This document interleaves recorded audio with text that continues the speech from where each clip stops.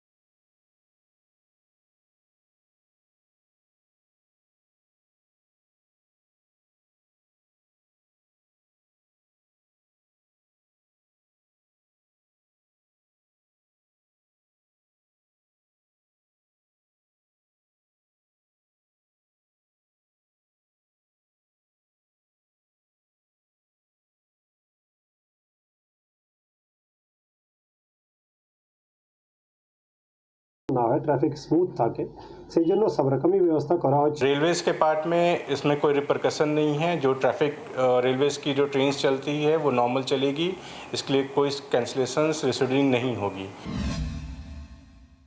খুবই তো অসুবিধা হবে, কিন্তু একান্তই কিছু করার নেই, এটাকে মেনে নিয়ে এগিয়ে যেতে হবে। 41টি এক্সপ্যানশন জয়েন্টের মধ্যে 20টি আগেই মেরামত করা হয়েছে, বাকি 21টি মেরামত করা হবে।